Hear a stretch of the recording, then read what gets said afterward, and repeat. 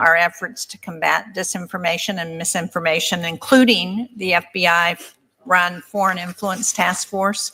So with the dismantling of this task force, how does the FBI intend to continue to combat malign influence campaigns, which is the threat identified by the intelligence community? Thank you, Senator. To put it most simply, that mission set is something that multiple divisions in the FBI do 24/7, nonstop. That's been my experience since I got there. They've been, because of the malign influence campaigns and because of the prioritization and the intelligence apparatus to collect against them, we have been covering down on that as a priority one nonstop. And so I see it every day in my briefings, I see it every day in the field, and I see it in the cases and indictments we bring.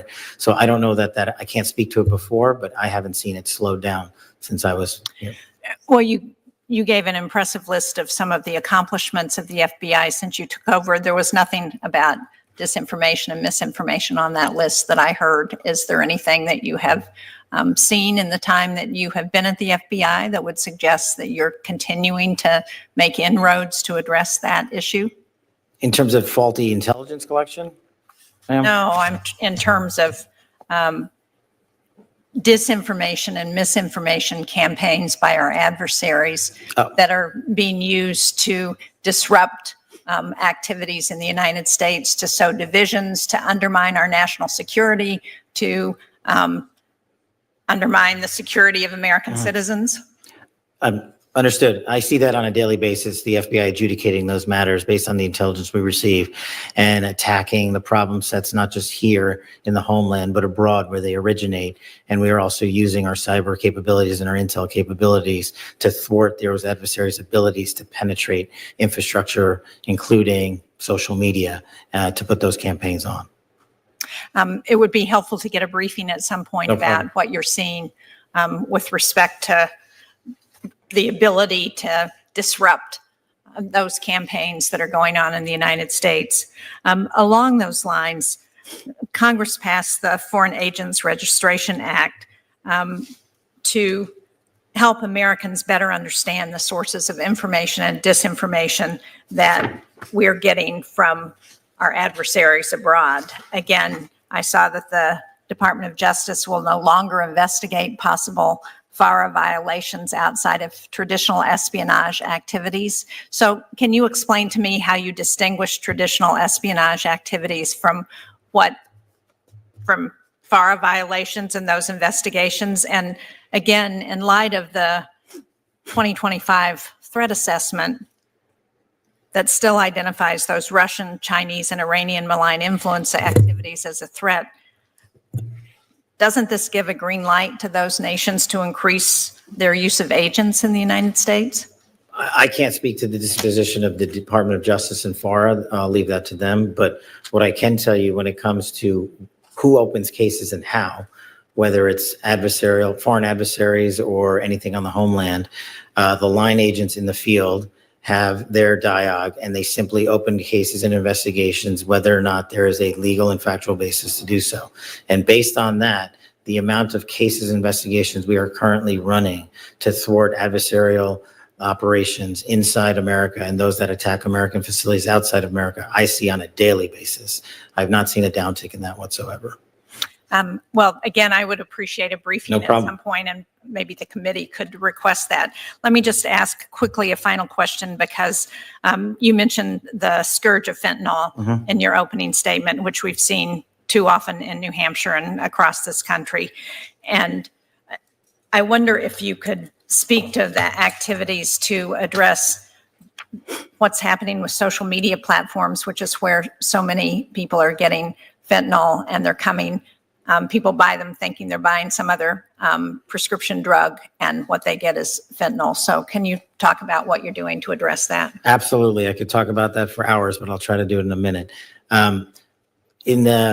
Just to put it in perspective, in these last 3 months versus the first 3 months of last year, the FBI seized last year 620 kilograms of fentanyl. In these 3 months of this year, we have seized 840 kilograms of fentanyl. That's enough to kill hundreds of millions of people. And specifically, we've taken to the streets in every single state, including New Hampshire, where we received 2,100 grams of fentanyl in these last few months. And what you highlight is one of the critical things that I'm focused on in how the distribution of fentanyl occurs to our children. And so what we are doing is using our online capabilities and our online platforms to offensively go after those that are fashioning fentanyl in a form that's appealing to our children. But the most important thing that I'm focused on when it comes to fentanyl, in that I launched when I first got there, is not just the narco traffickers that distribute the fentanyl here in North America, but no one's gone after the precursor companies and the production in mainland China. I launched that operation the first week I got there, and I'm working with our interagency partners on banking to shut down the precursors in our allied nations across the world that receive those precursors. If we shut that down, there's no version of fentanyl coming to America. So we're doing it from both ends. Thank you. Thank you, Mr. Chairman. You're welcome. Senator Capito. Thank you, Mr. Chairman, Ranking Member, and thank you, Director Patel, for being here. I know on April 17th, you traveled to West Virginia to visit the CGIS facility. I'm sorry I couldn't join you there. I had a conflict. But for those of you who are unaware, this is where all the background checks, but also the fingerprint for purchase of firearms. And the numbers are quite staggering when you see how many applications are processed every month. I think it's amazing the work that they do out there. I would like to know, the employees out there really appreciated your visit. You've already mentioned that maybe some of the diffusing of some of the DC FBI would be going to hopefully into the Clarksburg facility. What was your impression when you were there, or do they have the resources to do everything they need to do? There's a DOD facility right next door where they use information, share information. Just what was your general impression, and how can we get the resources there that they might need through this budget? Thank you, Senator. My general impression aligns with yours. I was wildly impressed with the work that's done out there. It's the unsexy work that the FBI does on a daily basis, whether it's gun background checks, national criminal information background checks. State and local law enforcement relies on us, and every time they have a traffic stop to call in and adjudicate the individual they're confronting, or when they're going to get a search warrant. We have about 1,000 acres out there, if I'm correct. Correct. It's a beautiful property. It is available for expansion. We are almost maxed out when it comes to how many people we can currently put there. We are putting some more folks there throughout this reorientation program.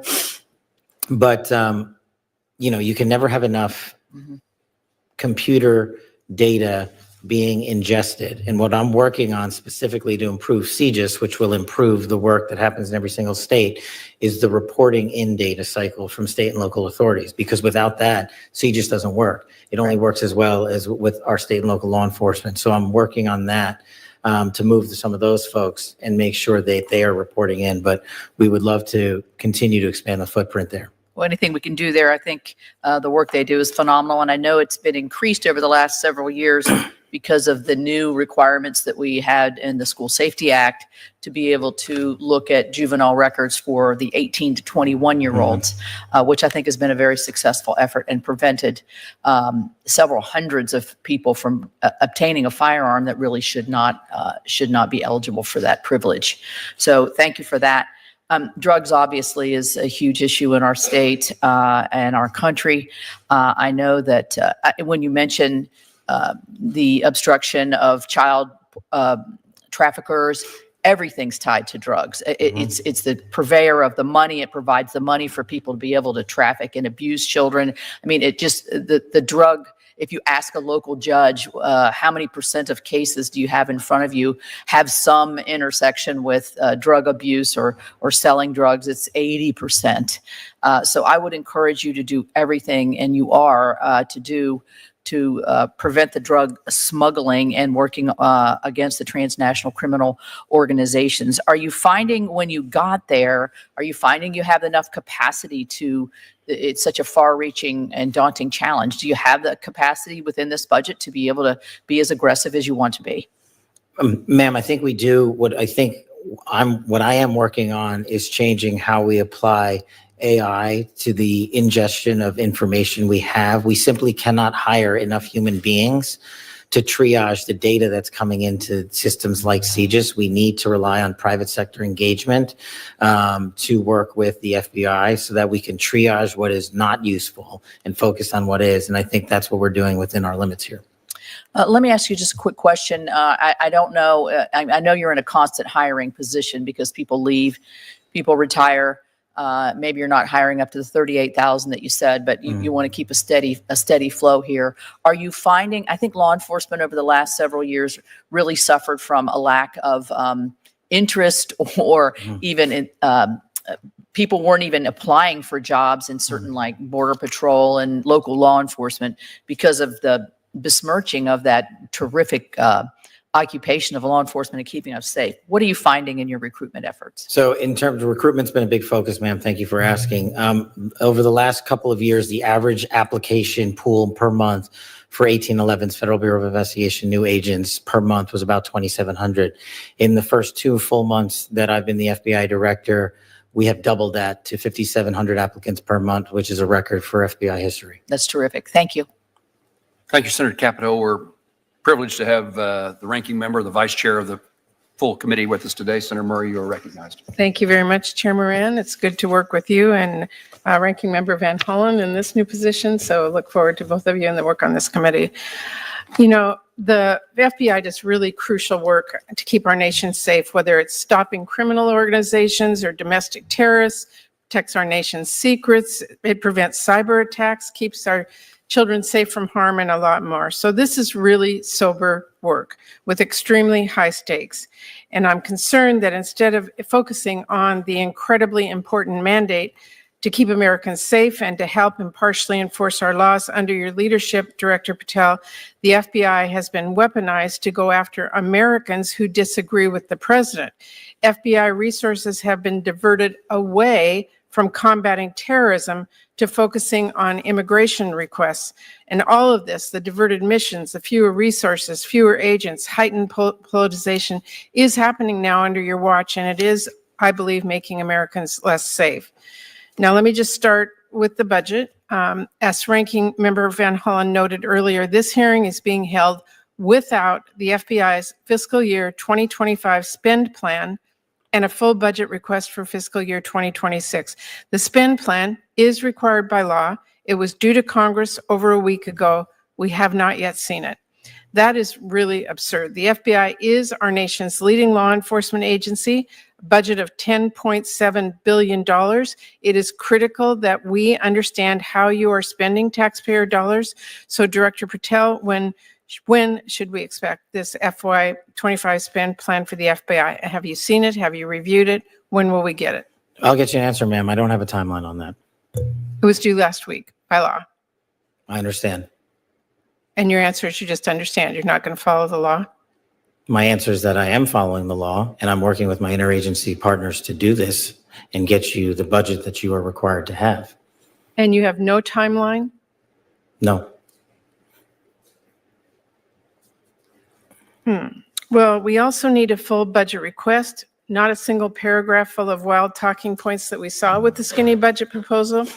We're now having a budget hearing without a budget request. So, Director Patel, where is the FY 2026 budget request for the FBI? It's being worked on, ma'am. Have you reviewed it? Have you approved it? Not yet. When will we get it? As soon as I can get it from my interagency partners and get it approved. 6 months from now? I don't know, ma'am. I'm not Well, going to make how up a do timeline. we as Congress do our budget and our work without that request and without the spend plan? Well, ma'am, I'm here. I'm don't doing the care. best I can. I can't make up answers. I'm going to commit to you to work on getting you the information you need. That is insufficient and deeply disturbing. No response? I've given my response. Well, the FBI is already down 1,900 employees since 2023 as a direct result of the Fiscal Responsibility Act. And under the Trump administration, FBI agents, analysts, linguists, cyber experts, and scientists are being asked to do a lot more with in order to keep us safe. Director Patel, we all know that budget cuts will reduce the FBI's ability to counter threats of terrorism, and it will hinder its ability to keep pace with firearm background checks and shutter operations that combat violent crime, drugs, gangs, and transnational organized crime. Now, I understand that you told our House colleagues yesterday that you don't want to reduce the FBI workforce, meaning that you disagree with what President Trump is proposing? No, I agree that we can sustain the mission with the proposed budget, and I agree with the budget. And as I said yesterday, I believe that what I said was I can do more with more. And I gave examples of what more we could do if we were given more. Well, it's different than what you told the House yesterday. So what are you communicating to the President and the White House about what you need and what, and again, we don't have a budget request from you, so I'm not sure what you're asking us for. I'm not asking you for anything at this time. You can operate without a budget? I never said that. Well, this is unprecedented. Okay, well, let me just go to another topic since you're not going to answer that. The FBI partners with state, local, and tribal law enforcement organizations. They provide critical intelligence and operational capabilities to combat violent crime and gangs and terrorist threats, fentanyl trafficking, challenges that our local communities really can't face alone. I'm going to give you an example. A few years ago, the Southeast Washington Safe Streets FBI Task Force worked with our Benton County and Franklin County Sheriff's Office, multiple Tri-Cities police departments, and the State Corrections Department to carry out one of the largest ever drug seizures in the region's history. Now we've got an administration already cutting more than $800 million in assistance in 2025 to local law enforcement organizations while proposing a $500 million cut for the FBI. Director Patel, can you explain to this committee how cutting resources for our local law enforcement partner agencies the FBI relies on to help your bureau keep safe? How do you expect the FBI and local law enforcement to do more without those significant resources they need? The FBI will continue to do what it does, which is work with embedded state and local law enforcement officers in our Joint Terrorism Task Force, in our Safe Streets Task Force, in our gang task forces. Those are a priority. Those billets have been maintained. Those billets have not been reduced. And with my reorientation, reprogramming that we've notified Congress to, you will see an augmentation in the field in every single state in this country. Well, again, we need to see the numbers and we need to see that budget from you. Let me ask you about the NICS system. The FBI is really on the front lines of keeping guns out of the hands of very dangerous criminals. The NICS serves a really critical role in enhancing national security and public safety by conducting background checks. You know this. They are supported by the vast majority of American people. And I wanted to ask you this morning, will you commit to continuing to fund and run the FBI background check system? Yes. Thank you. I want to ask one final question here, Mr. Chairman. I want to talk again about how the FBI is focusing its resources. President Trump has turned the Department of Justice into a tool to go after his perceived enemies, and many of the actions we have now seen at the FBI are alarming. The FBI has reassigned and pushed out career FBI agents for political reasons. We have seen fear and intimidation promoted throughout the Bureau, including by polygraphing your own staff. We've seen the arrest of a sitting judge in Wisconsin. And during your confirmation hearing, you committed that there would be no politicization, no retribution at the FBI under your leadership. You've reportedly placed FBI employees responsible for investigation January 6 cases on leave. Is that keeping up your promise of no politicization, no retribution? It is, because that's wildly inaccurate. Let me tell you what the FBI has done since I got there. 8,276 federal arrests to 820 kilograms seized of fentanyl. That's enough to kill 250,000 people, over 3,000 firearms seized, 350 gang cases, 3,000 cases against violent Well, criminals that's not doing my the work. question. We know that you. Well, you asked if I was weaponizing the FBI, and I am not. I'm giving you the hard, concrete examples of the men and women putting handcuffs on bad people, doing harm to our children and innocent Americans. I do not see weaponization. You have placed on leave FBI employees responsible for the investigation of January 6th. That sounds political to me. I have not placed anyone on leave who has not violated their ethical obligation or their oath to the Constitution. So if they were investigating January 6th, you believe they were violating an ethical obligation? Nope. I think the common theme here is you putting words in my mouth, and I'm not going to tolerate it, nor will the men and women of the FBI. Well, you did place on leave an analyst responsible for investigating Russia's meddling in the 2016 election. Is that politicization? Is that retribution? No, not if she broke the law or the ethical guidelines. I don't know which case you're talking about, but that's the standard. And we will hold ourselves inwardly accountable, and we will not be strayed from our mission because people think we are politicizing the Bureau. If you want to talk about someone who was attacked by a weaponized Bureau, you're looking at him. And now he's the director of the FBI and he's cleaning it up. Well, I would just say to everyone who's listening that the FBI needs to be focused on its mission to keep the entire country safe. It should not be weaponized for partisan political gain. Thank you, We are. Chairman. Senator Kennedy. Mr. Director, worry not. We'll make sure your agency is adequately funded. This judge you arrested in Wisconsin, she was breaking federal law, wasn't she? Yes, that's why we arrested her. She was helping an illegal immigrant escape being taken into custody. Is that right? Yes, and the field agents decided to open the case, work the case. And as Americans, do we get to pick and choose which laws we want to follow? We do not. If you're a state court judge, do you get to decide you don't want to follow federal law? No. And if you violate federal law, you get arrested, don't you? Yes, Senator. That's called equal treatment under the law, isn't it? Yes, Senator. You remember Lisa Page and Peter Strzok, don't you? Yes, Senator. Mr. Strzok worked for the FBI. Mr. Strzok worked for the FBI. I think Ms. Page worked for Justice. The Inspector General found in its investigation that they hated President Trump and they really wanted Secretary Clinton to win. Is that true? That's correct, sir. And this would be the same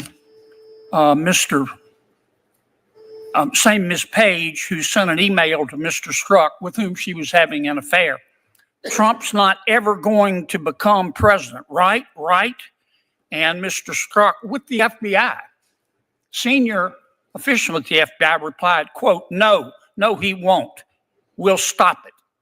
Did I read that correctly? You did, Senator. Okay. Now, Ms. Page got quit before she could get fired. Mr. Strzok was fired. And predictably, they filed a lawsuit because in Washington, it's easier to divorce your spouse than it is to fire a federal employee. Why did the FBI give Mr. Strzok $1.2 million and Ms. Page $800,000 to settle a lawsuit? Senator, I do not know that settlement was reached in the prior administration. Who made the decision? The prior Department of Justice. Who in the prior Department of Justice? The settlement for that kind of case can only come from the Attorney General, which would be Attorney General Merrick Garland. So the Attorney General decided to give Mr. Strzok $1.2 million and Ms. Page $800,000 after they were fired after actively interfering in the 2016 election. Is that right? My understanding is that was a settlement they agreed to. Pass me the sick bucket, please. The Hunter Biden laptop. In October of 2016, shortly before the election, the New York Post wrote a story that was widely covered talking about Mr. Hunter Biden's influence peddling scheme based on his laptop. A couple of weeks later, Secretary of State, soon to be Secretary of State, Antony Blinken, organized a group of 51 so-called intelligence experts. Had some real rock stars on the list. Jim Clapper, John Brennan, Michael Hayden, Leon Panetta, and they said, oh, no, the story in the New York Post is not true. It's based on Russian disinformation. You remember that? I do, Senator, as the lead investigator for Russiagate for the House Intel Committee. Yeah. The FBI had the laptop for 10 months, hadn't they? They did, Senator. So the FBI knew right before the election that it wasn't Russian disinformation, didn't they? And that was confirmed by the Inspector General's report. Yeah. Who at the FBI refused to let the FBI tell the American people the truth? I don't have that name in front of me, sir. Well, would you look? I will, sir. I'd like to know. I'd like a name, not a division. I'd like the name. Person with a brain and a beating heart. Yes, sir.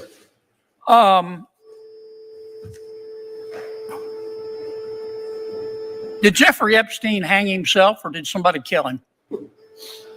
Senator, I believe he hung himself in a cell in the Metropolitan Detention Center.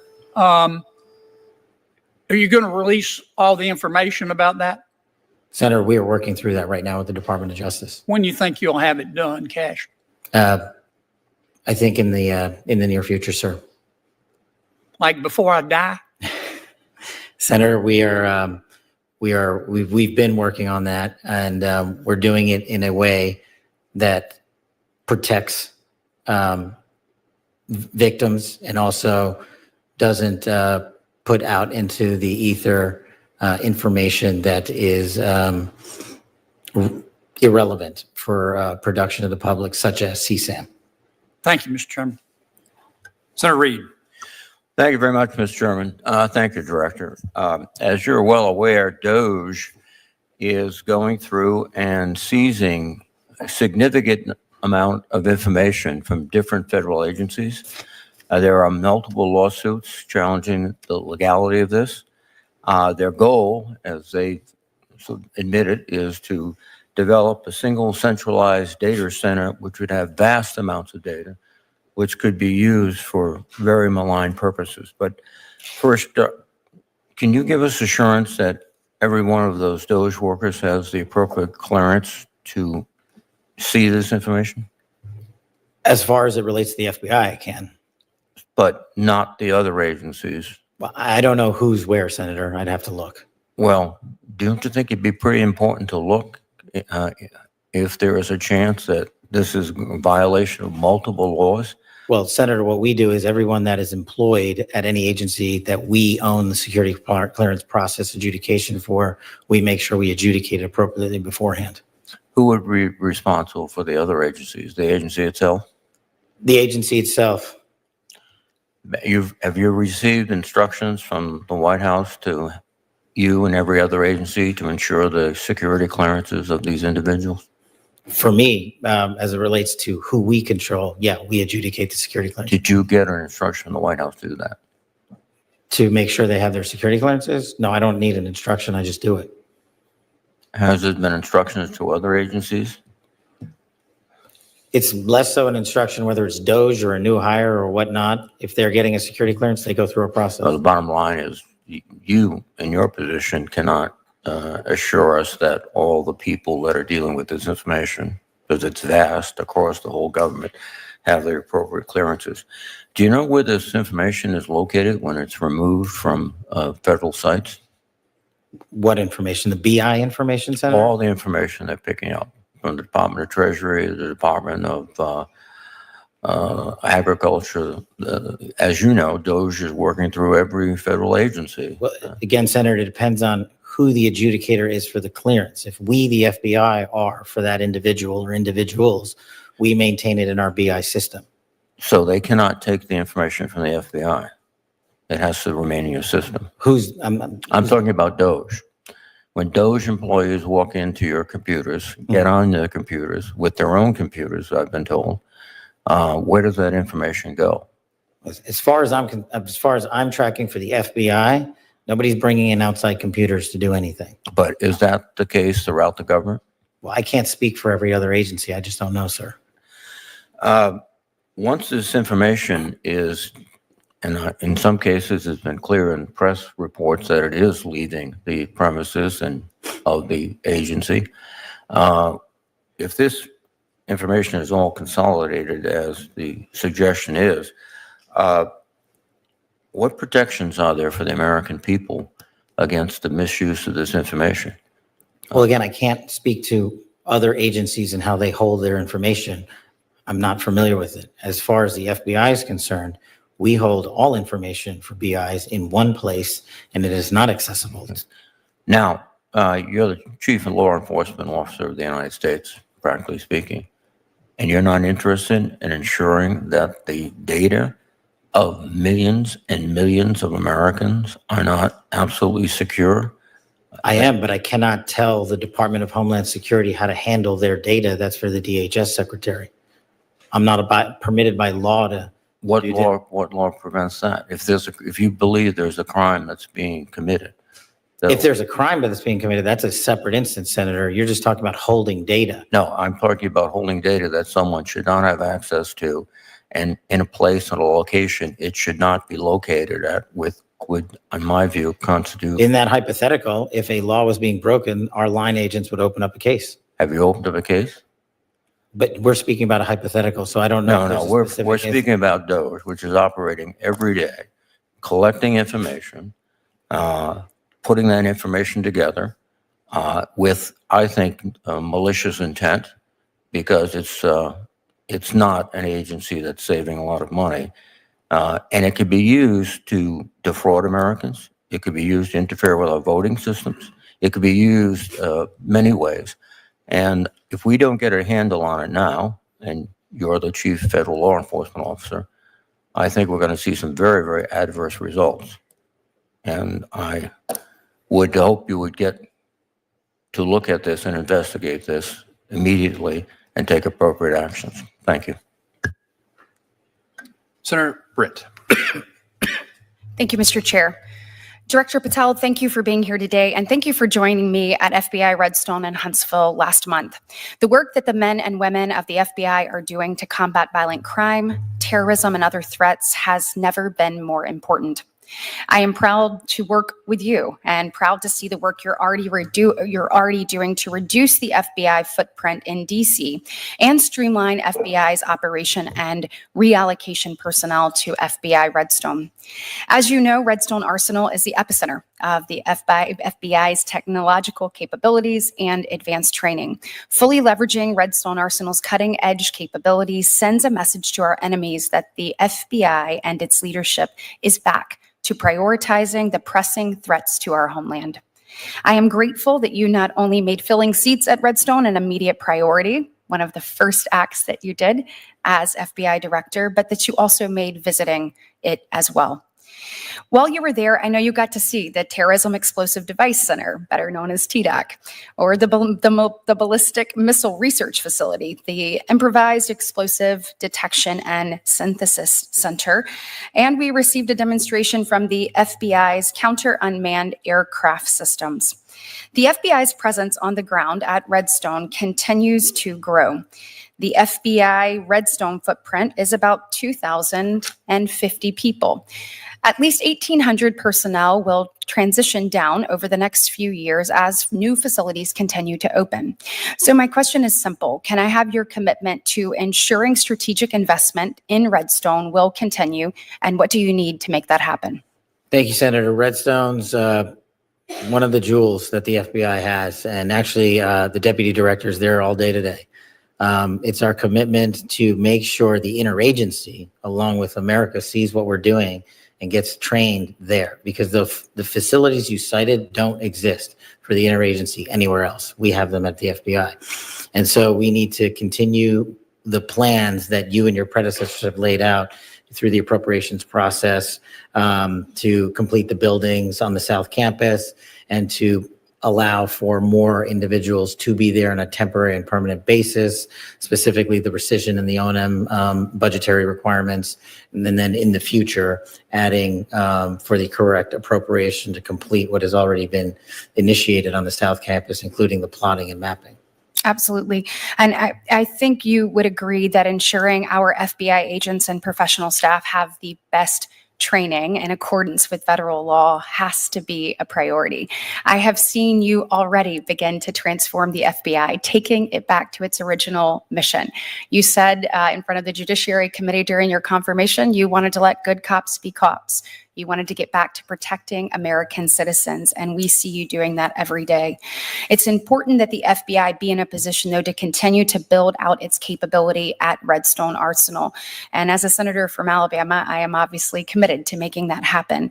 You know, that being the case, you mentioned obviously the plans, but will you commit to working with me on all of the construction projects that are planned at FBI Redstone, and that they're sustained and completed, that we have an open dialogue about what's actually needed so that we can understand that? We want to make sure that our FBI agents are the best trained, equipped, and ready of anyone across the planet.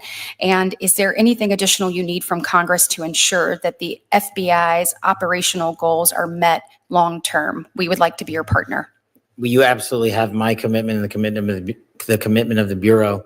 And we are just going to need to continue to work together to make sure, one, people see what we're doing at Redstone, and two, the interagency requests that are now coming in from our partners at CIA, at DHS, at CBP to come there and train, and to also recognize the importance of facilities like the Bomb Technical Center, where every SABT in the country, every bomb technician is trained. It doesn't happen anywhere else. That's right. We don't need to reinvent the wheel. It's already there. We just need to finish it. And you have my commitment to finish it. Absolutely. And last but not least, can you tell us a little bit about the men and women that you have an opportunity to serve with there in the FBI, and what it's been like over the last few months for you? Thank you, Senator. It's been unbelievably awe-inspiring.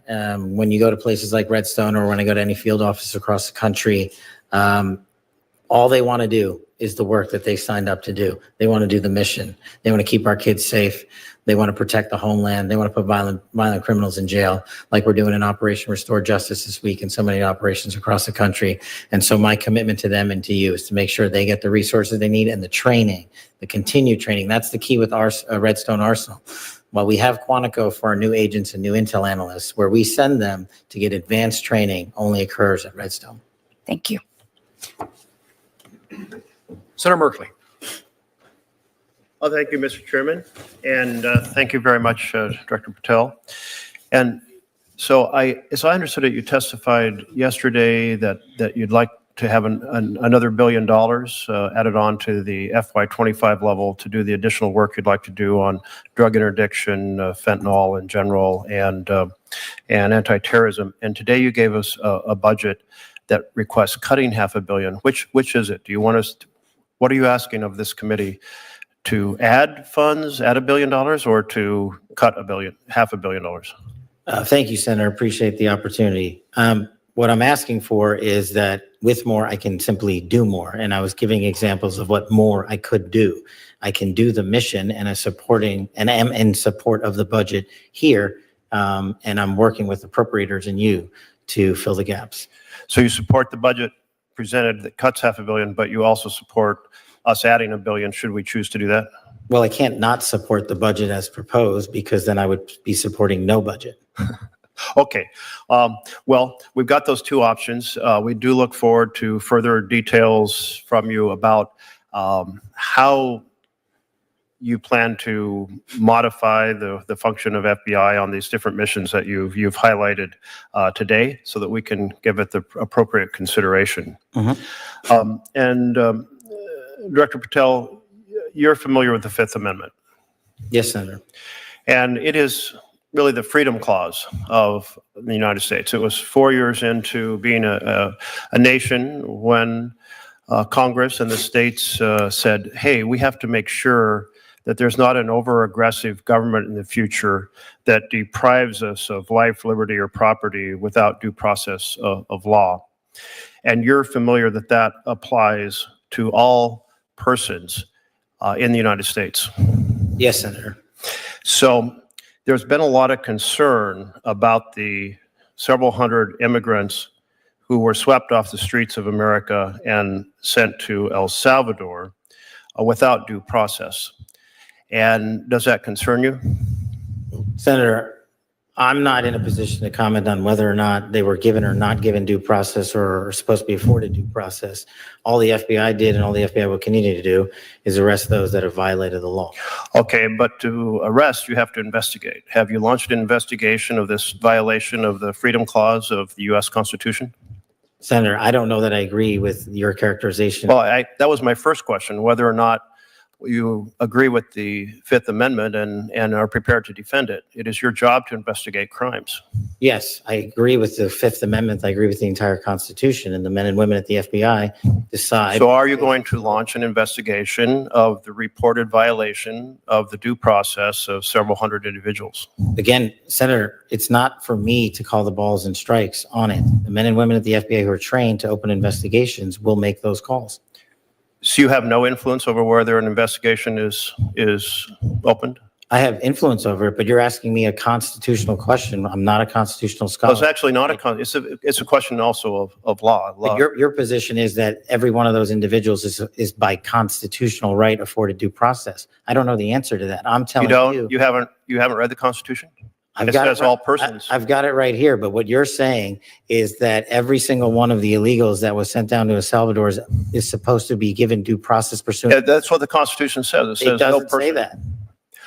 It does say no person. Yeah, I'll encourage you to read it because it's also read it been every day. affirmed by the Supreme Court repeatedly. On the case of Miranda versus Arizona, held the right of all individuals, regardless of citizenship status, the Supreme Court in Reno versus Flores. I mean, but it's the plain language of the Constitution. It concerns me that you're not familiar with the core concept of due process applying to all persons as written in black and white in the Constitution. As the first public defender who's ever served at the FBI as its director, I am more aware of due process than any predecessor in my seat. You are delineating between removal proceedings and criminal acts. My job is to investigate criminal acts. That's what we do. You are aware that the Fifth Amendment refers to taking away liberty. And when people are arrested on the street, detained and sent out of the country, that their liberty has been taken away. Senator, that is a constitutional question that you are asking me to answer. It's not for me to answer. The question has already been answered by the Supreme Court that they're protected. Therefore, it's a violation of law. And it's your responsibility to open an investigation. And you're saying today you will not do so? I am not the agency involved in removal proceedings. That is a different branch of government. So if an agency other than the FBI violates the law and the Constitution, you will not investigate because it's a different agency? I will investigate every violation of law. Well, you have, but you just said you're not investigating. No, you and I are in disagreement on what is a violation of law. I have yet to hear from the Supreme Court your position as you have adjudicated it. Well, very, very interesting because the Supreme Court's been very clear. And I had heard you were trained in the law, so I expected maybe you would try to uphold it. You also took an oath to the Constitution. Thank you for the reminder. Well, it's important to remind you, since you're apparently unfamiliar with the very basics of the core protection of freedom in our Constitution. What I am familiar with is protecting the American public, and that's what Let me I'm close doing. with one question, Mr. Chairman. Will you make sure that due process in every action of the FBI is completely honored under your time as director? Will I ensure that due process is followed Yes, under the Constitution? completely. Send that message throughout the FBI that due process must be followed, is constitutionally required. Make sure that it's done under your direction. Sure. Great. Thank you. Senator Murkowski. Thank you, Mr. Chairman. Director, good morning. This is a week that a lot of Alaskans are paying attention to. Monday was the day that we recognize the missing, murdered Indigenous women and girls Awareness Day. I've just been going through the morning clips. You've been testifying, of course, but this morning, and there's accounts in Anchorage and Juneau and Fairbanks and marches in Nome, all recounting very painful stories that families have endured of their family members that have gone missing. Law enforcement just was not present for a host of different reasons. You and I talked about this prior to your confirmation, and it's something that I have been working on for a period of years now. We've made some good progress under the first Trump administration.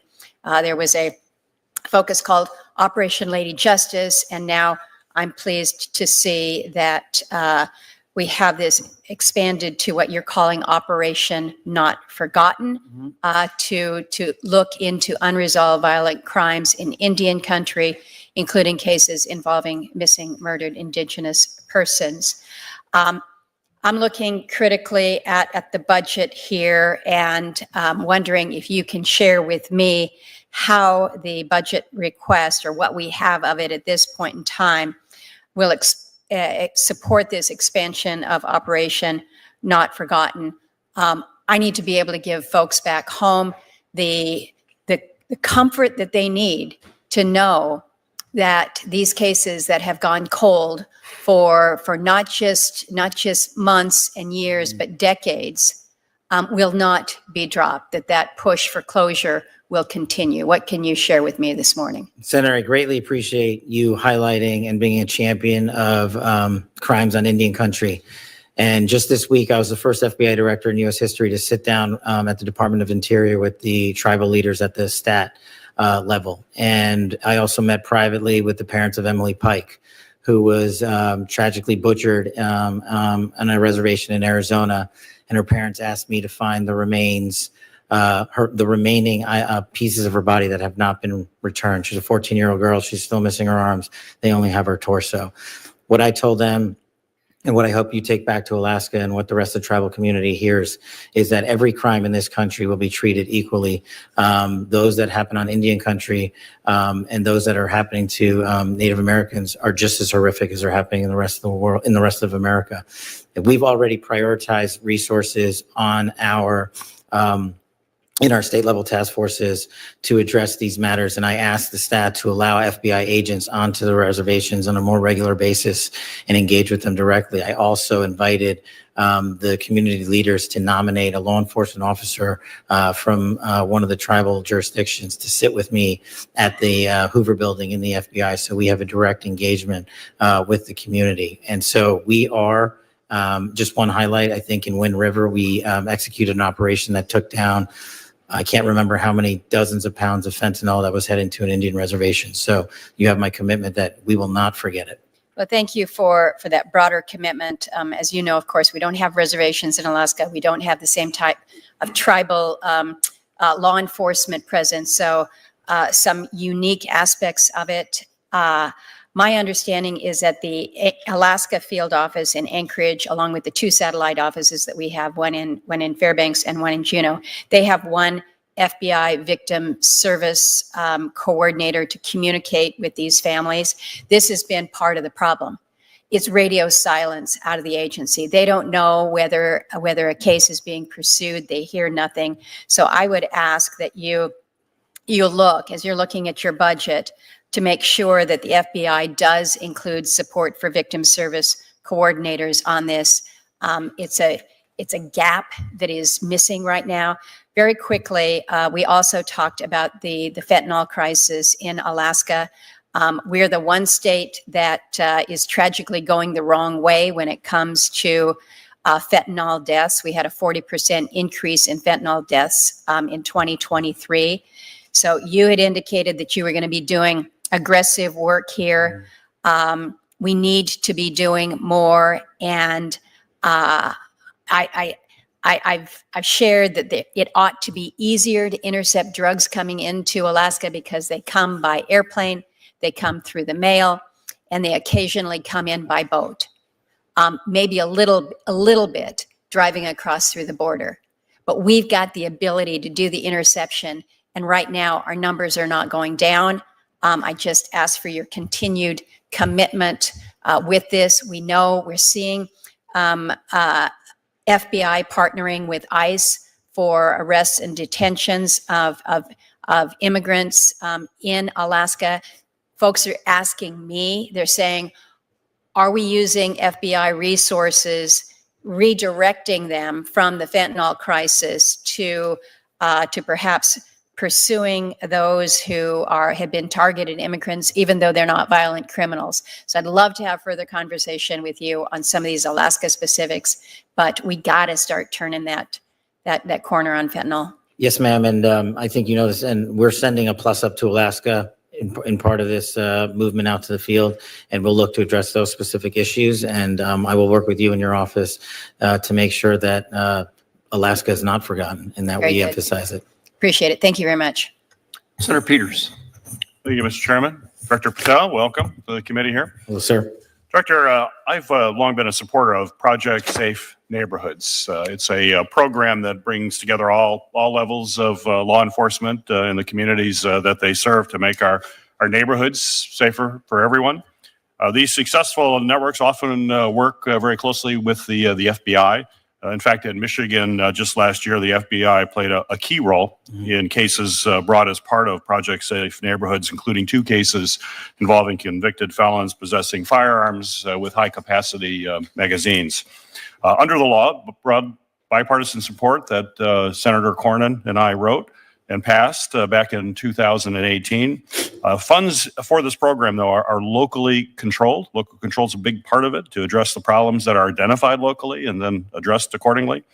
This includes local police departments in Michigan, the things that they're dealing with day to day on the ground. And the current statute actually emphasizes local control to every extent possible. So I was concerned that the Trump administration seems to want to bring these funds under national rather than local control. Earlier this year, the acting Deputy Attorney General issued a memo in which he directed the program should establish a national initiative to focus on immigration-related prosecutions. So my question for you, Director, can you help me understand how the Trump administration believes it has the authority to direct from Washington how these local funds should be used? The only thing I can help you understand is how FBI funds are utilized, Senator. I don't have the ability to comment on how the Department of Justice moves its money around. Are you supportive of shifting control of funding from local recipients to the national folks? Generally speaking, at least with the FBI, I'm very supportive of directly engaging with local level law enforcement to get the job done. So can I get your help in making sure that local folks continue to get these resources and work closely with your folks in local communities? Has been a very successful program. I'd like to be able to work with you to make sure that it continues to have local control. You can, and I'll talk to the Department of Justice on it. I appreciate it. Thank you. Director, for the last decade, the threat from domestic terrorists and in particular from white supremacists and anti-government militias has remained unfortunately persistent. In the last 10 years, no category of terrorist has killed more Americans in the U.S. Than white supremacists. And yet there are reports that you have reassigned agents away from the domestic terrorism operations section, which supports investigations run out of the FBI's 55 field offices, as you know, and provides information on domestic threats. And as we understand, there's also consideration of disbanding that unit entirely, and that the FBI has currently discontinued a practice of tagging investigations with connections to domestic terrorism. The administration has also tasked federal law enforcement agencies with prioritizing immigration enforcement over other responsibilities. So the question I have for you, Director, is do you consider domestic terrorism an ongoing threat to Americans? I do. So do you intend to disband the domestic terrorism operations section? No. Appreciate that. Director, in February, you announced the disbandment of the Foreign Influence Task Force, which was dedicated to identifying and counteracting foreign malign influence targeting our domestic institutions with a specific focus on securing our elections against foreign interference. Director Patel, could you tell me why you disbanded the task force? Just to clarify, Senator, I didn't disband it. That happened before I got to the FBI. It happened before you were there? Yes, sir. Well, now that the task force has been disbanded, happened before you, how will the FBI work to protect our elections from foreign adversaries? In my opinion, based on the almost 3 months I've been there has been no gap in terms of how we cover down on foreign adversarial impact to all sectors of our society. And the folks that were doing the work that were on the said task force are still doing the work. Why do we not have a task force then? Is it something if you're there now, you could put it back together? Is that something you'd consider? Or I believe that was a interagency task force, so I don't have the ability to just put that back on. Would you support doing that and work with the other agencies? I'd have to look at it, Senator, and I'm happy to do so. I'm just not the expert on the fit. Okay. Well, I'll be reaching out to your office and we could have that conversation. I'd appreciate it. Please. Thank you. Thank you, Mr. Chairman. Senator Coons. Thank you very much, Chair and Ranking, and thank you, Director Patel. I appreciate your being here today. I'm the co-chair of the Law Enforcement Caucus in the Senate with Senator Cornyn, and as someone who had responsibility for the second largest law enforcement in my admittedly small state, for the decade before I came here, I got to see the importance of the FBI as a training resource, as a critical technical and law enforcement partner for state and local law enforcement in my state. Just this past year, in November, the FBI and Delaware law enforcement successfully investigated and arrested an individual who was leading a human trafficking ring. Just a reminder of how federal, state, local partnership can make a huge difference. We're here at the Appropriations Committee. As best I understand where we are, you have not submitted an appropriations request. What we've got from the administration is a so-called skinny budget, just a few sentences. And it asks for $545 million in cuts to the FBI. I believe you testified yesterday to House Appropriations that you would request $11.1 billion. The administration's request is $10.1 billion. I'm familiar with the dynamics of differences between what agencies could productively use and what administrations request. But I'll be blunt, I'm concerned about the trajectory the administration has taken on funding law enforcement. DOJ cut through the Office of Justice Programs at DOJ 365 grants totaling more than $800 million. And they were not all DEI or climate change or things that didn't support the president's agenda. They cut grants that aided victims of crime, violent crime investigators, programs combating child abuse. I am not in any way suggesting that you were responsible for that. I'm just saying there seems to me to be a tension between those of us who want to robustly support federal law enforcement and the absence of any request from you here today. Will you return to this committee for us to have an appropriations hearing once there is actually a budget request from the FBI? I will speak to, this being my first go-around, Senator, I'll speak to the Department of Justice and circle back with you on that. Please, because bluntly at your confirmation hearing, you answered questions from Senator Padilla, Senator Britt about the urgency of retaining your workforce, investing in training. I believe you testified yesterday that if the budget request submitted by the administration was enacted, you'd have to lay off 1,300 agents. Is that accurate? There's a little more nuance to it than that. The folks that have taken what we call the fork in the road initiatives have filled that number in terms of how many would have to be quote unquote laid off. And then there's the leave federal service, which is an important reduction in the force that you have available to you to fight crime. Right. But those folks have already entered that program or are in it now. I look forward to getting an actual appropriations request from the administration and to going over it with you. Let me just renew one other specific question. Eligibility for the FERS annuity supplement. FERS is the Federal Employees Retirement System. If in fact the reconciliation bill that the House Oversight Committee is considering removes eligibility, this would deprive thousands of agents of tens of thousands of dollars a year in earned benefits. And would have a real impact on early retirement and on recruitment and retention. What are you doing about this threat to the FERS retirement benefit eligibility? Senator, one of your colleagues asked me a similar question, and I will get back to you on that specifics of what's happening with FERS. One of my top priorities, as we discussed before, is preventing IP theft, particularly from the CCP. They've been particularly aggressive at stealing America's inventions and innovations. I was pleased to see you reference this in your testimony. What's the FBI doing to address threats to American inventions and innovation?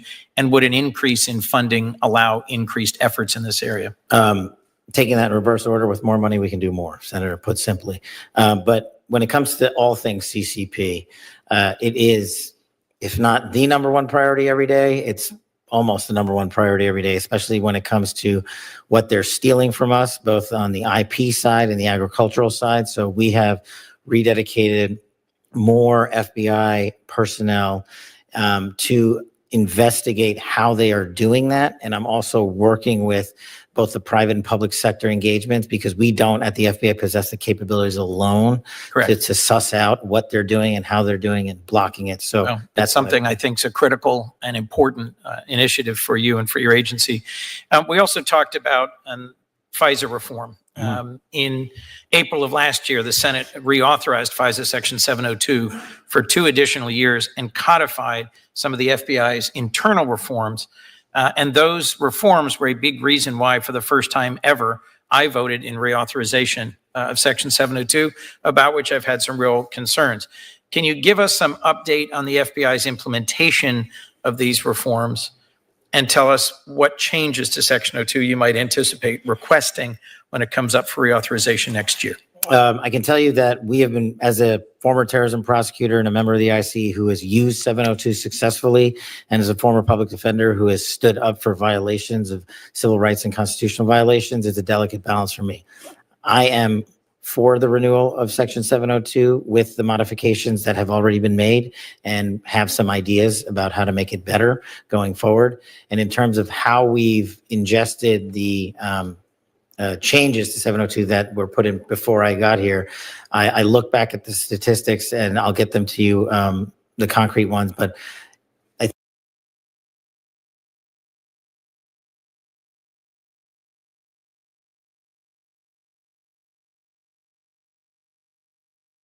think prior to the changes made, there was hundreds of misuses of 702 internally, and now we have found one, which we believe was an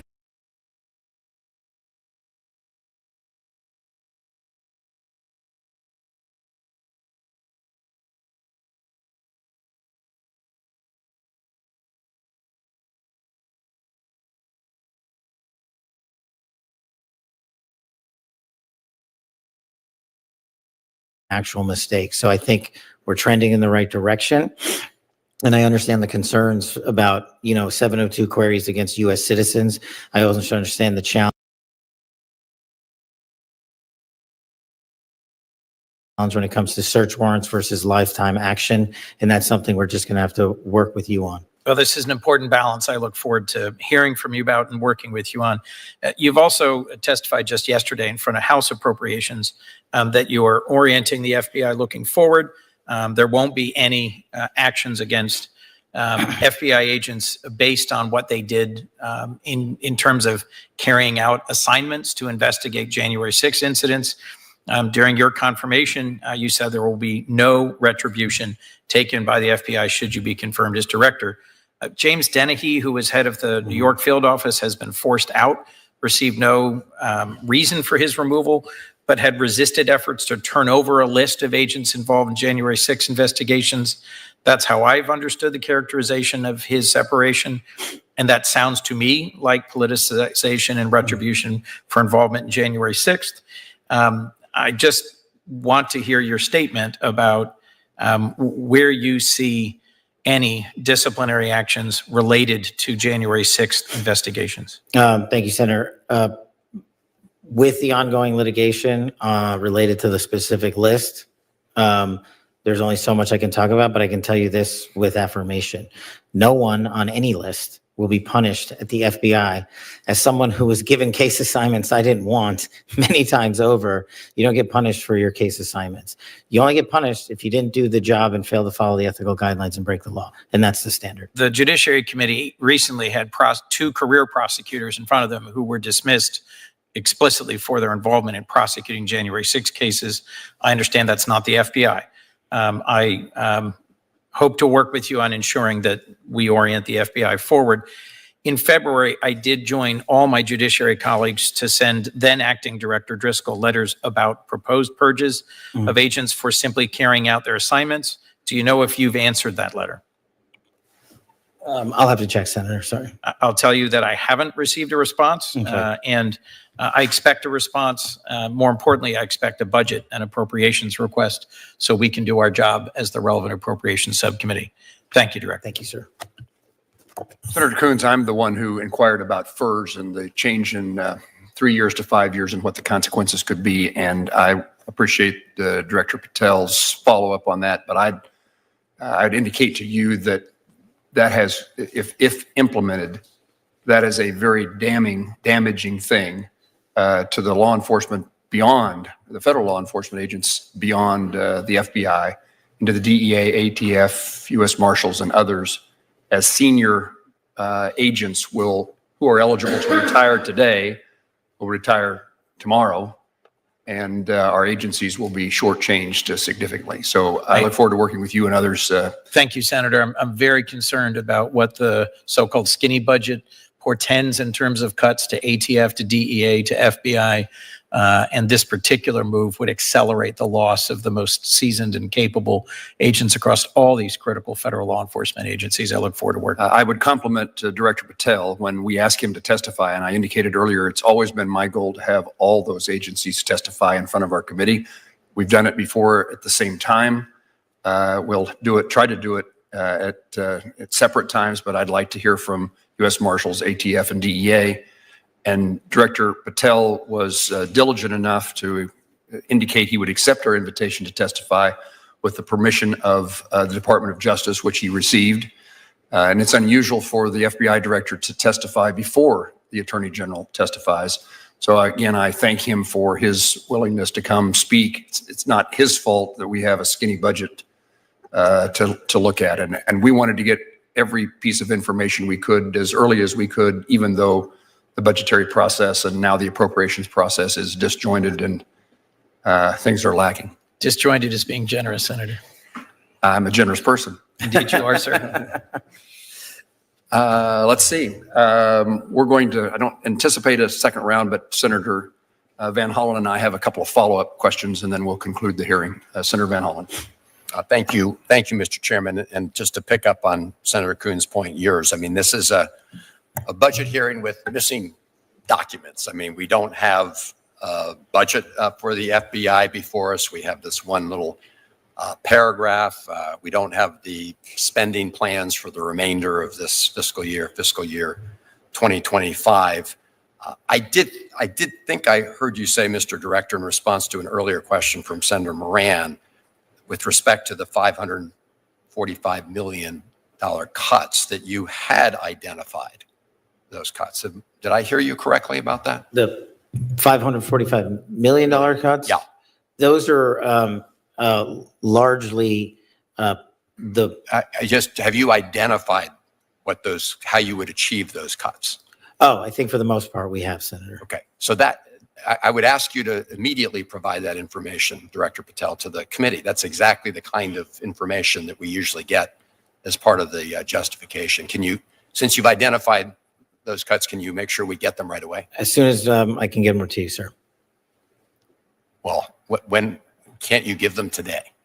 Why can you not give them to us today? You say you identified them. I've said I've identified most of them as soon as I'm done. And No, okay. I wrote it down, said you identified it already. So you're not finished identifying the five. I'm just. Yeah, I said I've I'm just identified. trying to understand the situation. You have to understand that this committee is a budget committee, appropriations committee. We don't have any of the documents. You said in response to a question that you identified the. Most of them. Once I'm done, I'll get them to you. Okay. When you expect to be done. We will work as diligently as we can, sir. All right. Let me, I do want to follow up on some of the questions that Senator Merkley raised on the Constitution, because as you know, in response to a question that the president was asked about whether he had to comply with the Constitution, he said, and I'm quoting, "I don't know." So it is important that we reaffirm everybody's obligation to comply with the Constitution, and I appreciate that was your answer broadly to the question asked by Senator Merkley.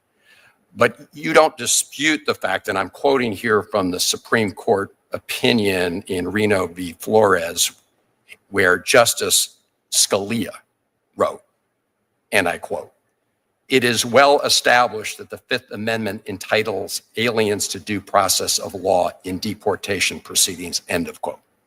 You don't. I don't dispute that. Okay. Just wanted to make sure, for the record, we understand that, because as you well know, the federal courts have found that there have been gross violations to date of many individuals' due process rights. Let me ask you a question about Judge Dugan, and I'm not going to get into about Judge Dugan, who was arrested, taken out in handcuffs from her courtroom. You agree that as director of the FBI, you should lead by example, right? Try to. Okay. Well, there's a confidentiality and media contacts policy within the Department of Justice guidelines that says specifically that DOJ personnel should not voluntarily disclose a photograph of a defendant unless it serves a law enforcement function or unless the photograph is already part of the public record in the case. Clearly, Judge Dugan's photograph was not already part of the public record in the case. So it appears that what you did was a violation of that policy, unless you can express a clear law enforcement purpose for having done that. The simple law enforcement purpose is to show America that we investigate any individual who commits a crime, especially those in positions of public trust. But do you agree with the presumption of innocence in the U.S. system? Absolutely. As a public defender, that's what I fought for years. Well, but that's different than No, this. but Mr. Director, this is one of the reasons why that guideline is there.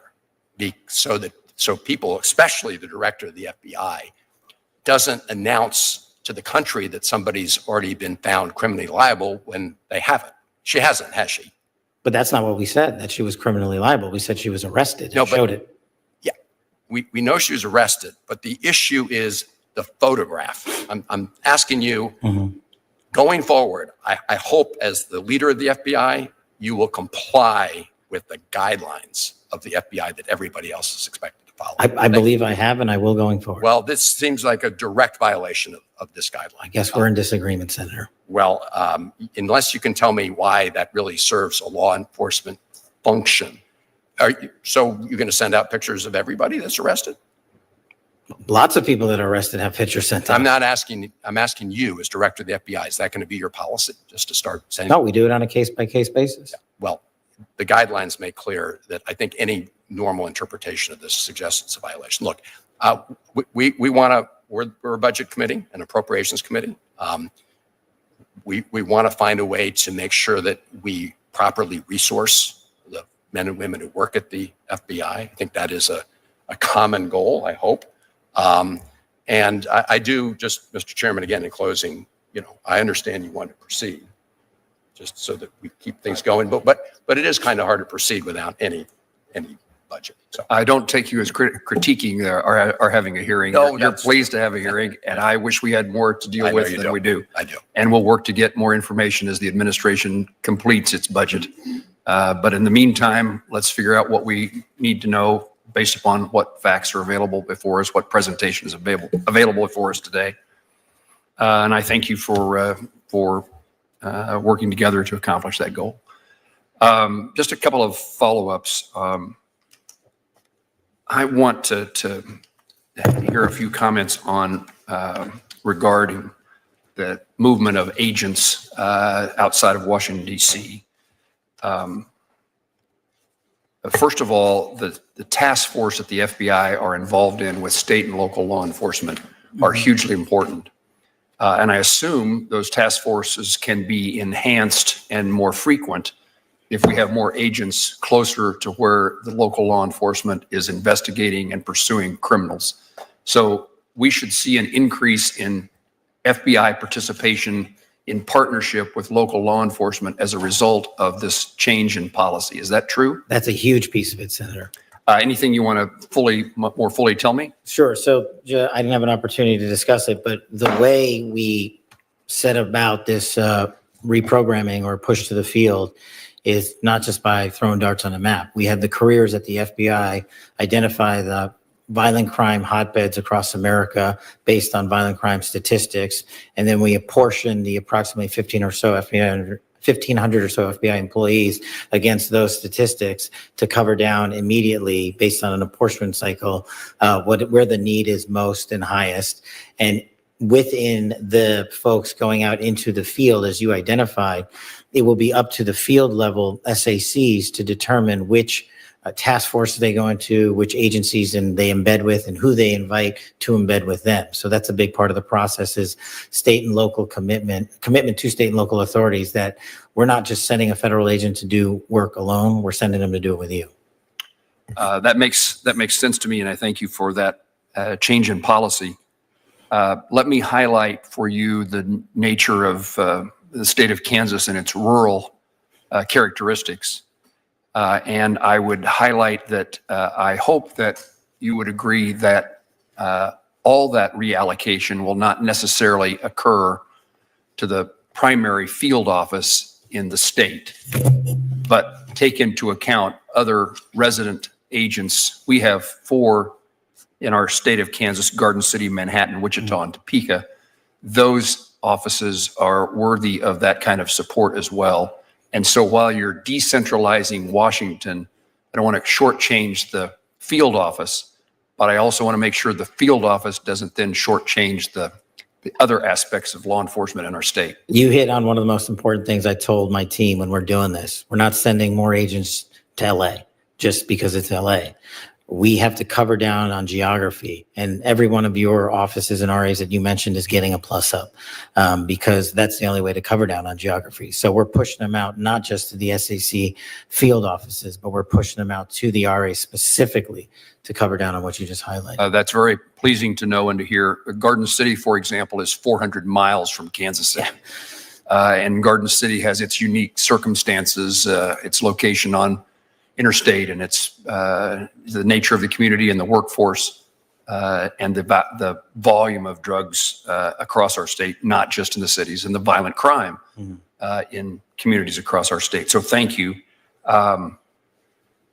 And it's also perhaps hard to recruit to those small towns. And so what you're doing, as I understand, is not forcibly moving someone to, you're creating the vacancy in a different place and then trying to fill that vacancy.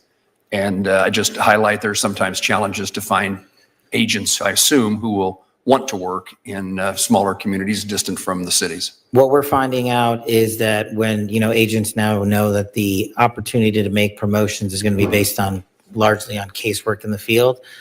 When we put this out on a volunteer basis initially, and understanding that people have families and we want to uproot people, striking that balance, we found a lot of folks willing to jump in and say, send me wherever. I just want to do the work. That's great to hear.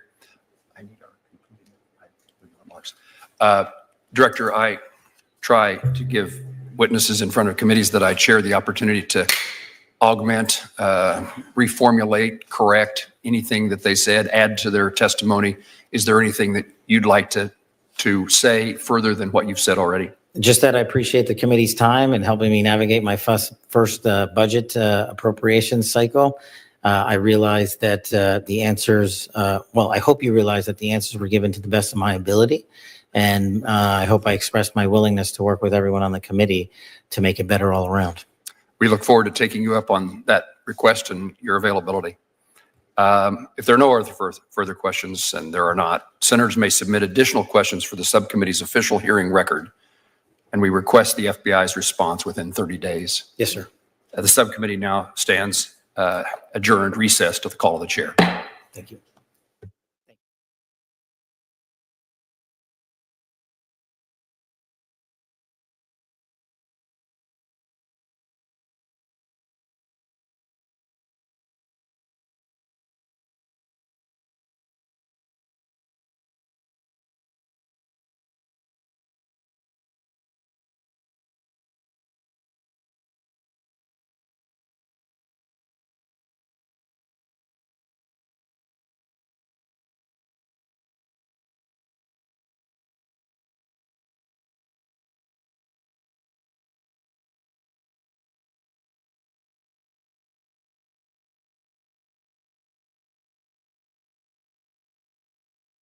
I handle. It is one of the most effective ways to combat our nation's biggest threat. Another example, modeled after the Joint Terrorism Task Force, that I focused on is countering narcotics, because I believe it is the bedrock of what allows these narco traffickers to commit such heinous acts of violence in America. Our Counter Coordination Fusion Cell out in Arizona, also known as the Southern Border Intelligence Center, has been fully staffed for this mission set alone. And it doesn't just cover the Southwest. It's there because of its geography, but it covers the entire mission. Under my leadership, we have put internal processes under the microscope, and we have streamlined operations. We've also looked at duplicative contracts and found that there are FBI contracts that folks to do the exact same thing. So we're trying to eliminate waste, fraud, and abuse on our own. I'll speak to the redeployment of assets during the question and answer period here today, but I just want to make sure and leave you with this. Building the infrastructure in the future of the FBI is just as important as building the manpower of the FBI and keeping it going. And I want to work with you as I navigate through my first appropriations process, and will highlight to you that I am not the expert on it, but I need your assistance and we need your support at the FBI. The men and women there deserve it, but more importantly, the men and women of America need it. Thank you. Director, thank you. Thank you for your presence here today. And I'll call now upon the Chairman of the full committee, Senator Collins, for her questions. Thank you very much, Mr. Chairman. I want to salute you and the ranking member, Senator Van Hollen, for your leadership, and also recognize Senator Shaheen for her many years of service and leadership on this committee. Director Patel, when you and I met in my office prior to your confirmation, I described to you a terrible problem that we have throughout rural Maine, and that is the proliferation of illegal marijuana operations connected to transnational Chinese criminal organizations. These grow houses are destroying homes. They're threatening our communities, our public health, and our national security. When I asked your predecessor, Director Ray, about this issue at last year's hearing, he confirmed the connection between these illegal marijuana grow operations and Chinese criminal organizations. Now, Maine's county, particularly our sheriffs, local and state law enforcement are working hard to shut down these grow houses, but they need more help from the federal government to help identify connections to money laundering, human and drug trafficking, and other criminal activity. Has the FBI developed a strategy and dedicated resources toward combating these illegal marijuana grows that are tied to transnational criminal organizations in China? And I would point out that the state of Oklahoma is also disproportionately affected, but these grow operations exist in more than 20 states. Senator Collins, I remember our conversation vividly and took it to heart. And I appreciated your, I highlight our conversation as one of those examples of allowing me to be educated on what is effectuating citizens across this country. And I use it as an example of we can't quarterback that operation from Washington, D.C. alone. So what we've done since I've taken the seat as the director of the FBI is reprioritize assets to push out into the field to cover down in not just pieces of Maine, but all of Maine. And when we finish this redeployment cycle, hopefully within the next 6 to 9 months, we will not only just have the manpower in the field, but at headquarters, I've prioritized intelligence collection against the CCP that is directly tied to these marijuana grow houses. We have numerous new investigations open on just these matters alone, but the field is telling me what you're telling me. We need more folks out there. I'm trying to put them out there as fast as I can, but I also can't cripple the needs in Washington, D.C. So we're doing it in a timeline fashion of 30, 60, 90-day pushes as best as we can. Thank you. I hope that we can come up with a strategy that involves DEA, the FBI, our sheriffs, everybody involved. There's still more than 200 of these suspected houses that are the illegal growing operations. The second question that I want to ask you has to do with a questionnaire that was sent out to FBI employees prior to your confirmation by the acting leadership at the Department of Justice. The intent was to scrutinize the operations of the FBI's employees, but it also had a chilling effect because agents were asked to identify investigations and cases that they've been involved with, including if they had been involved in investigations of individuals who were involved in the violence that occurred at the Capitol on January 6, 2021.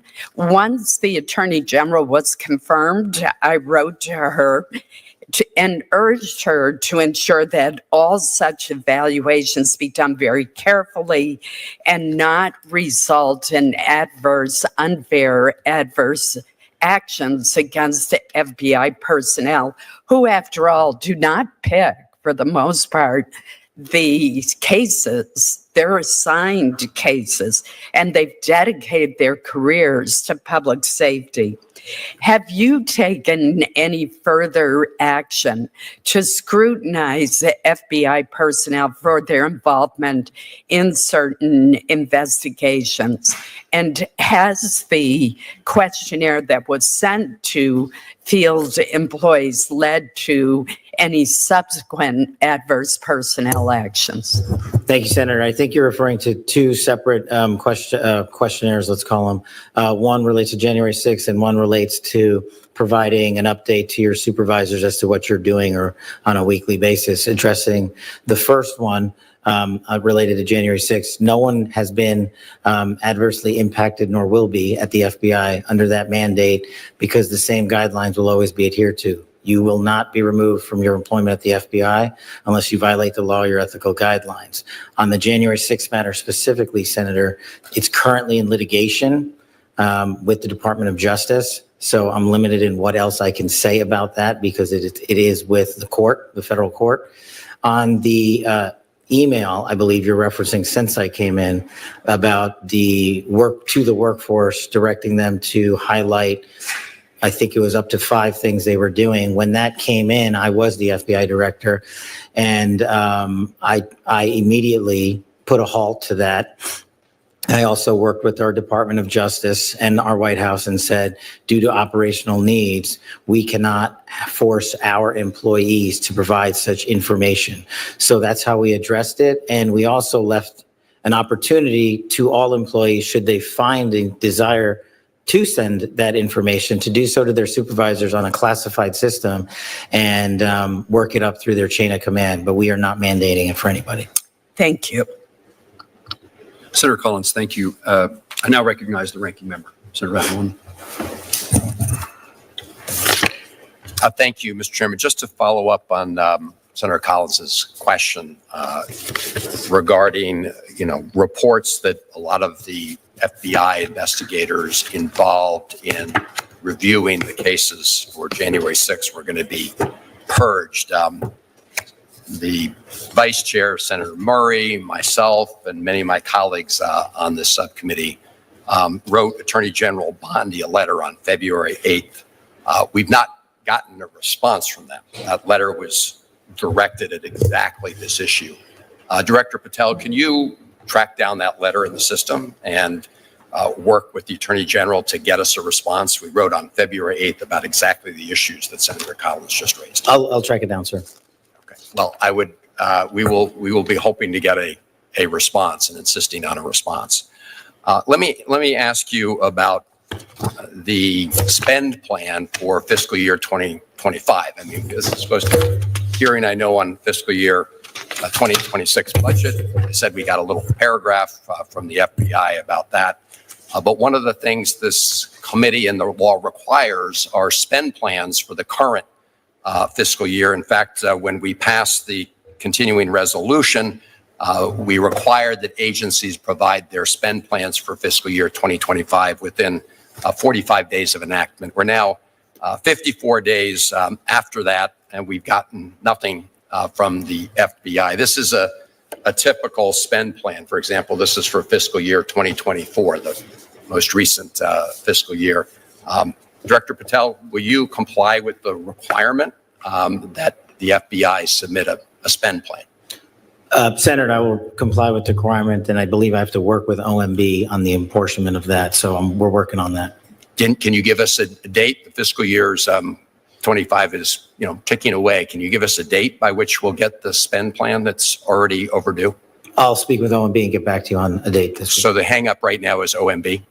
It's an interagency process, sir. I'm working through how to get these spend plans but the forward. ball is in OMB's court right now, not the FBI's court, is what you're telling me. It's in both of our courts, sir. Okay.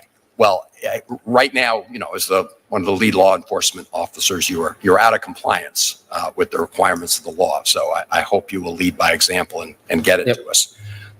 With respect to the congressional budget justification here, we don't have one. In other words, we have your one paragraph.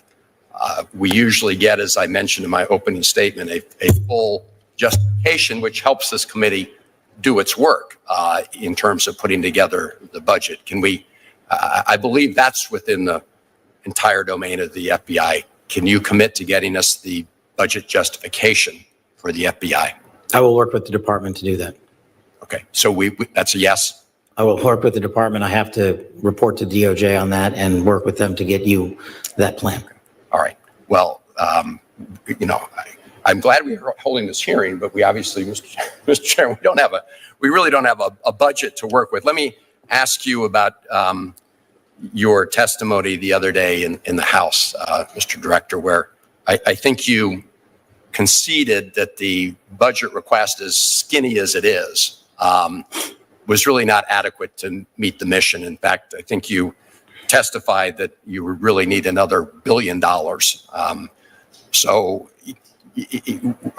would you agree that this budget that's been submitted is inadequate to meet the needs, and that your testimony yesterday about it, that another $1 billion are required to meet the mission? Is that your view?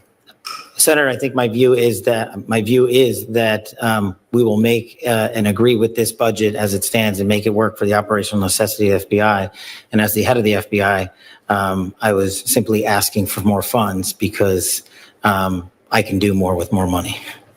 Well, I understand that OMB has a say in this, obviously, but I think your testimony yesterday was important and revealing that as the director, you believe that another $1 billion over and above the current level is really necessary to complete the mission. And it does put this subcommittee in a difficult position because really we rely on you and others to persuade the OMB and the president to submit a budget that meets the needs and requirements of the FBI. And clearly, at least based on your testimony in the House, you don't think that that's happened. Thank you, Mr. Chairman. Thank you, Senator Van Hollen. Let's talk about that reduction of $545 million to the FBI base resources. It's certainly true we don't have a budget. Certainly the conclusion that with what we have, it made sense to proceed with these hearings so that the appropriations process can continue. And we look to Director Patel to help fill in spaces as to what is going to occur based upon what he knows, which presumably is maybe significantly more than what we know is the plan at the FBI. The document that we've received asserts that savings, this $545 million, can come from reductions in DEI programs, pet projects of the former administration, and duplicative intelligence activities.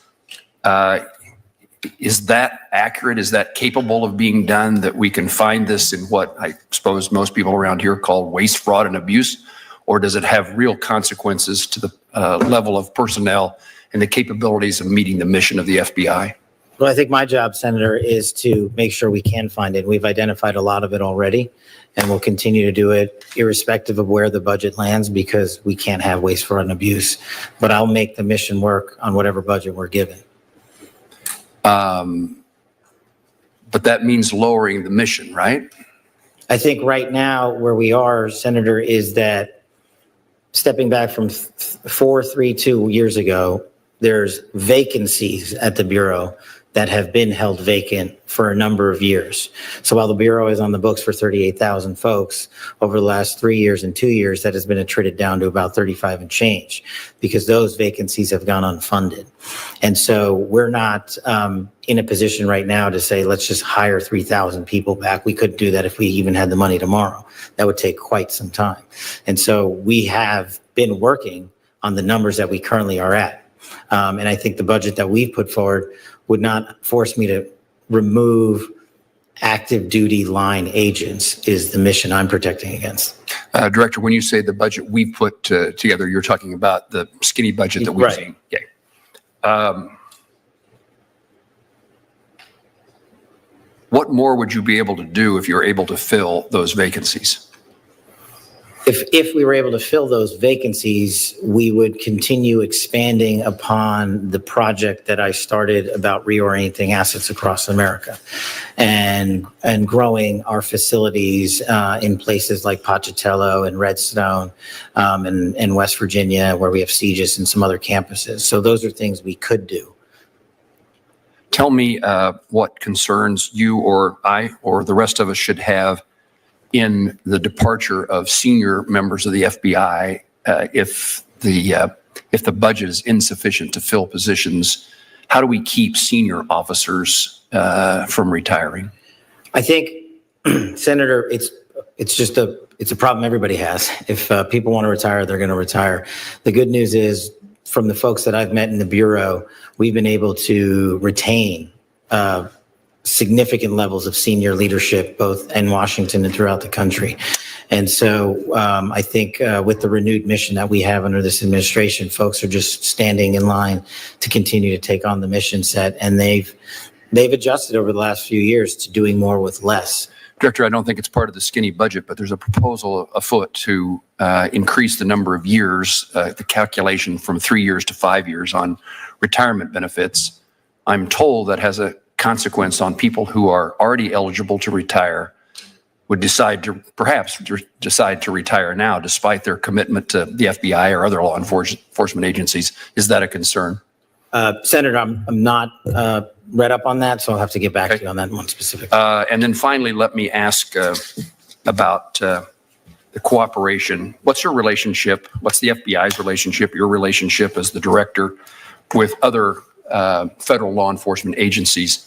It's always been my goal, and I've only succeeded once when I chaired this subcommittee before, to have not only the FBI director appear before us, but also DEA, ATF, and the U.S. Marshals. Would you, in their absence this morning, because they're not capable of being here, would you give us your rundown on the relationship between the FBI and other federal law enforcement agencies? What's the level of cooperation? And are they doing the job that helps you do yours as well? It's incredible. And I'll just give you a simple example, Senator. One of the initiatives that we stood up at the FBI was the Homeland Security Task Force. And the first place we took it was the state of Virginia, just because of geography. And what we did was DEA, DHS, FBI, HSI, state, local authorities, Virginia state authorities, all nested in an FBI facility in the state of Virginia to cover down on what we call the first operation for Homeland Security Task Force. And it was a simple phone call to the leadership at the DEA, at DHS, at FBI. And I said, hey, I need 20 guys and gals here. I need 40 guys and gals here. And the governor said, we're going to give you 50. And what we did in 1 month was arrest 500 individuals and violent felons in the state of Virginia. And that's, to me, speaks to the quality of the relationship we have across the interagency. And we want to take that model to other states across this country. And that's what we're looking to do. Thank you, Director. Senator Shaheen. Thank you, Mr. Chairman, and Ranking Member Van Hollen and Chairman Collins, and thank you all for your nice comments. Welcome, Director Patel. The recently released 2025 Worldwide Threat Assessment identifies Chinese, Russian, and Iranian malign influence activities as continued problems that jeopardize U.S. democracy at home and leadership abroad. So I was concerned when I heard about the decision to dismantle our efforts to combat disinformation and misinformation, including the FBI-run Foreign Influence Task Force. So with the dismantling of this task force, how does the FBI intend to continue to combat malign influence campaigns, which is the threat identified by the intelligence community? Thank you, Senator. To put it most simply, that mission set is something that multiple divisions in the FBI do 24/7, nonstop. That's been my experience since I got there. They've been, because of the malign influence campaigns and because of the prioritization on the intelligence apparatus to collect against them, we have been covering down on that as a priority one nonstop. And so I see it every day in my briefings, I see it every day in the field, and I see it in the cases and indictments we bring. So I don't know that I can't speak to it before, but I haven't seen it slowed down since I was here. Well, you gave an impressive list of some of the accomplishments of the FBI since you took over. There was nothing about disinformation and misinformation on that list that I heard. Is there anything that you have seen in the time that you have been at the FBI that would suggest that you're continuing to make inroads to address that issue? In terms of faulty intelligence collection, ma'am? No, I'm in terms of disinformation and misinformation campaigns by our adversaries that are being used to disrupt activities in the United States, to sow divisions, to undermine our national security, to undermine the security of American citizens. Understood. I see that on a daily basis, the FBI adjudicating those matters based on the intelligence we receive and attacking the problem sets, not just here in the homeland, but abroad where they originate.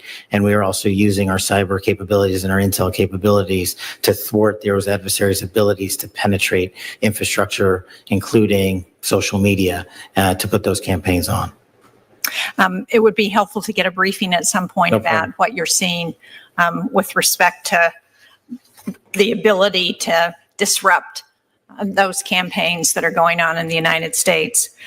Along those lines, Congress passed the Foreign Agents Registration Act to help Americans better understand the sources of information and disinformation that we're getting from our adversaries abroad. Again, I saw that the Department of Justice will no longer investigate possible FARA violations outside of traditional espionage activities. So can you explain to me how you distinguish traditional espionage activities from FARA violations and those investigations? And again, in light of the 2025 threat assessment that still identifies those Russian, Chinese, and Iranian malign influence activities as a threat, doesn't this give a green light to those nations to increase their use of agents in the United States? I can't speak to the disposition of the Department of Justice and FARA. I'll leave that to them. But what I can tell you when it comes to who opens cases and how, whether it's adversarial, foreign adversaries or anything on the homeland, the line agents in the field have their dialogue and they simply open cases and investigations whether or not there is a legal and factual basis to do so. And based on that, the amount of cases and investigations we are currently running to thwart adversarial operations inside America and those that attack American facilities outside of America, I see on a daily basis. I've not seen a downtick in that whatsoever.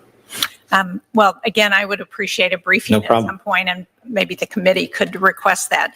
Let me just ask quickly a final question, because you mentioned the scourge of fentanyl in your opening statement, which we've seen too often in New Hampshire and across this country. And I wonder if you could speak to the activities to address what's happening with social media platforms, which is where so many people are getting fentanyl, and they're coming. People buy them thinking they're buying some other prescription drug, and what they get is fentanyl. So can you talk about what you're doing to address that? Absolutely. I could talk about that for hours, but I'll try to do it in a minute. Just to put it in perspective, in these last 3 months versus the first 3 months of last year, the FBI seized last year 620 kilograms of fentanyl. In these 3 months of this year, we have seized 840 kilograms of fentanyl. That's enough to kill hundreds of millions of people. And specifically, we've taken to the streets in every single state, including New Hampshire, where we received 2,100 grams of fentanyl in these last few months. And what you highlight is one of the critical things that I'm focused on in how the distribution of fentanyl occurs to our children. And so what we are doing is using our online capabilities and our online platforms to offensively go after those that are fashioning fentanyl in a form that's appealing to our children. But the most important thing that I'm focused on when it comes to fentanyl, in that I launched when I first got there, is not just the narco traffickers that distribute the fentanyl here in North America, but no one's gone after the precursor companies and the production in mainland China. I launched that operation the first week I got there, and I'm working with our interagency partners on banking to shut down the precursors and our allied nations across the world that receive those precursors. If we shut that down, there's no version of fentanyl coming to America. So we're doing it from both ends. Thank you. Thank you, Mr. Chairman. You're welcome. Senator Capito. Thank you, Mr. Chairman, Ranking Member, and thank you, Director Patel, for being here. I know on April 17th, you traveled to West Virginia to visit the CGIS facility. I'm sorry I couldn't join you in there. I had a